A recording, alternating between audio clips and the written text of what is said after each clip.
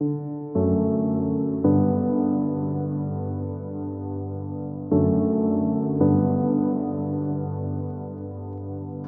dia, transformadores!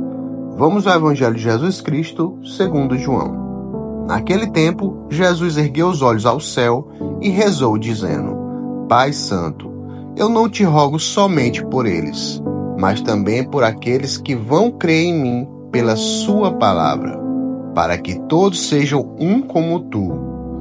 Pai, estás em mim e eu em ti, e para que eles estejam em nós, a fim de que o mundo creia que tu me enviaste.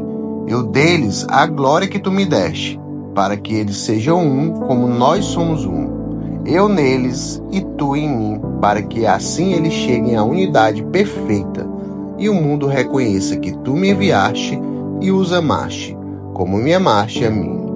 Pai, aqueles que me deste, quero que estejam comigo onde eu estiver, para que eles contemplem a minha glória, glória que tu me deste, porque me amaste antes da fundação do universo.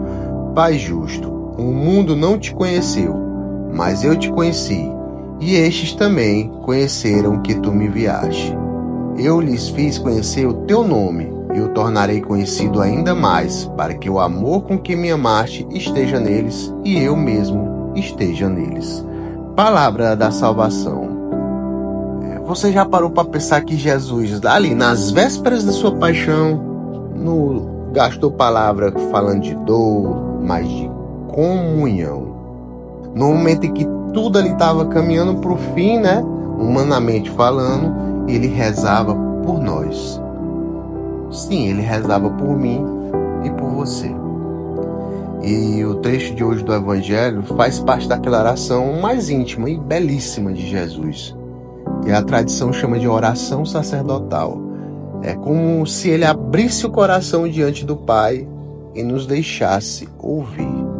É aquele momento que revela o que está no mais íntimo da alma dele. E o que é que está lá? A unidade, o amor, o desejo que sejamos um. Mas o que é que significa ser um? É ter o mesmo gosto musical? É pensar igual em tudo? Claro que não. Jesus não está falando de uniformidade. Ele está falando de unidade. Unidade no amor.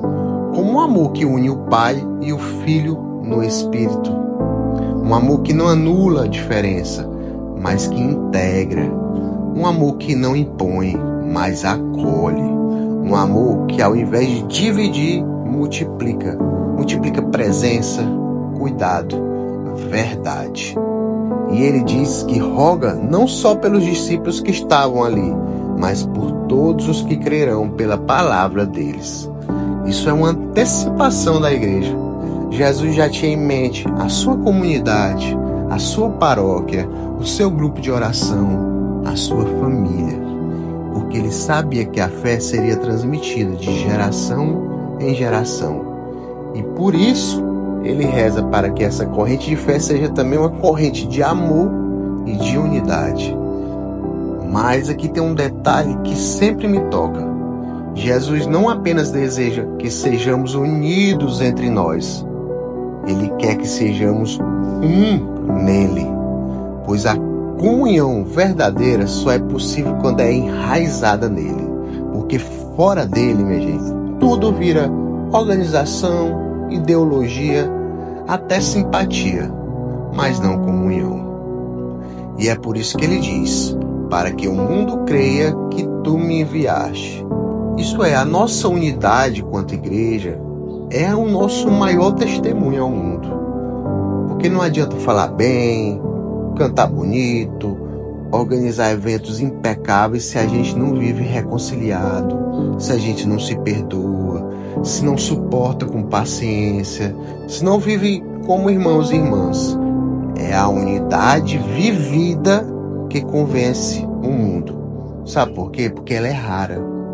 E é justamente por isso que quando ela aparece, ela evangeliza. E aí a gente entende também por que a divisão escandaliza tanto. Porque escândalo não é só o que aparece nos noticiários. Escândalo aqui no sentido bíblico é tudo aquilo que faz o outro tropeçar na fé. E o que é que faz tropeçar mais do que uma comunidade dividida? Uma pastoral que tem disputa? Uma paróquia cheia de rivalidade? Porque, sabe, às vezes a gente se esquece de que unidade não é afinidade.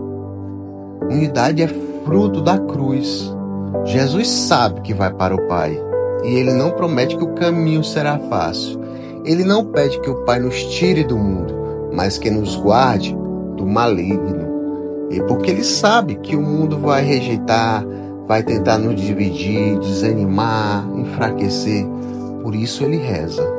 Porque só com a força da oração a gente permanece.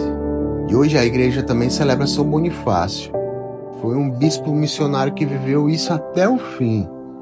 Ele levou o evangelho para regiões que ainda não conheciam a fé cristã e fez com firmeza e com amor. E foi martirizado por causa disso.